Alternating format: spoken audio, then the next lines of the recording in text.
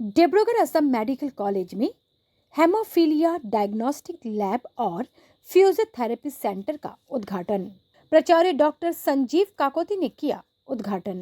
डिब्रूगढ़ के असम चिकित्सा महाविद्यालय के रक्तदान कक्ष में हेमोफीलिया डायग्नोस्टिक लेबोरेटरी और फिजियोथेरेपी सेंटर का विधिवत उद्घाटन किया गया। इस अवसर पर कॉलेज के प्राचार्य डॉक्टर संजीव काकोती ने दोनों कक्षों का उद्घाटन किया। कार्यक्रम की शुरुआत अशोक बी वर्मा के चित्र पर दीप प्रज्वलन के साथ की गई। इसके बाद 1 मिनट का मौन रखकर उन्हें श्रद्धांजलि अर्पित की गई। NNHF के तत्वाधान में शुरू किए गए इस केंद्र को लेकर प्राचार्य डॉक्टर संजीव काकोती ने आशा व्यक्त की है कि हेमोफीलिया से पीड़ित मरीजों को इससे काफी लाभ मिलेगा। उल्लेखनीय the haemophilia society Dibrugarh and Tinsukia चेप्टाৰৰ এটা বাৰ্ষিক অনুষ্ঠান আমাৰ মাজত হৈছে। তাৰ লগতে সংগতি ৰাখি হেমোফিলিয়া ফেডাৰেশ্যন অফ ইণ্ডিয়াৰ প্ৰেচিডেণ্ট ডক্টৰ প্ৰেম আমাৰ মাজত আজি উপস্থিত আছে। লগতে আমাৰ বিষয়ববীয়াসকল উপস্থিত আছে।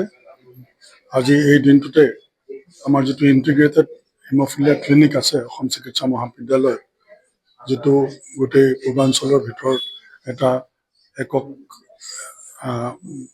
ক্লিনিক, য'ত সকলোখিনি সুবিধা আমাৰ আছে।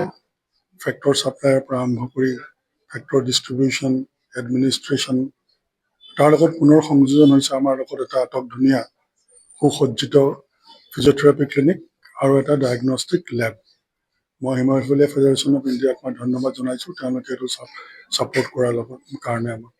লগতে মই অসম চৰকাৰক মই আন্তৰিক ধন্যবাদ জনাইছোঁ যে অসম চৰকাৰৰ তৰফৰ পৰা নিৰবিচ্ছিন্নভাৱে যিটো জীৱনদায়িনী ঔষধ ফেক্টৰৰ যিটো ছাপ্লাই আমাক দিয়া হৈছে, তাৰ কাৰণে এই হেমোফিলিয়াত আক্ৰান্ত আমাৰ যিসকল ব্যক্তি আছে তেওঁলোকৰ এটা সুস্থ জীৱন যাপন কৰাত সহায় হৈছে।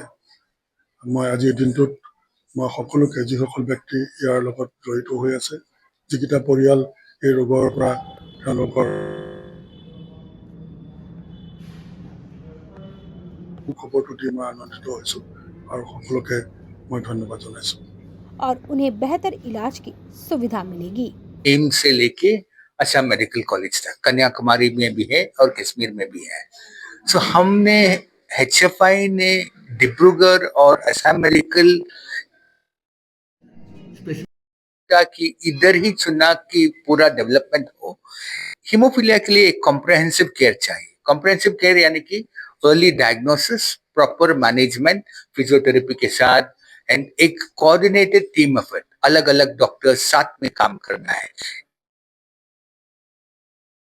इधर का इस तिनसुकिया या डिब्रूगढ़ का प्रेसिडेंट भी एक 10-15 साल से हीमोफीलिया को जानते हैं और जो कुछ भी डॉक्टर्स आए हैं हमारा प्रोग्राम्स के लिए पहले से आ रहे हैं। सो बहुत चॉइस बहुत आसान था कि इंडिया में one of the best coordinated centres जो है वो आपकी डिब्रूगढ़ और असम मेडिकल कॉलेजेस में है। So it's a very proud moment for haemophilia federation jointly inaugurating the diagnostic and physiotherapy center. Thank you and wishing the very best. কিন্তু আজি সঁচাকৈ আমি অতি ভাগ্যৱান বুলি ভাবিছোঁ, যিহেতু আমি একেলগে হিমোফিলিয়া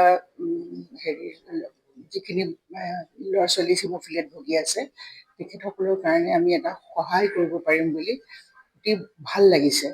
গতিকে ইয়াত আমি যিখিনি দৰকাৰ হয় লেবৰেটৰী টেষ্ট আমি কৰিব পাৰিম।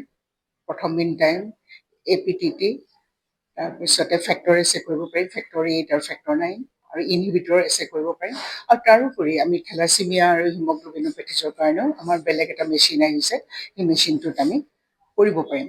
গতিকে মই ভাবোঁ আমাৰ হিমোফিলিয়া ল'ৰা ছোৱালীখিনি বহুত উপকৃত হ'ব আৰু ভাবিছোঁ এনেদৰে আমি সদায় কাম কৰি যাব পাৰিম। আৰু এইটো হৈছে এটা টিম ৱৰ্ক, গতিকে ভাবিছোঁ আমি সকলোৱে সহযোগিতাত আমি এইখিনি কাম কৰিব পাৰিম।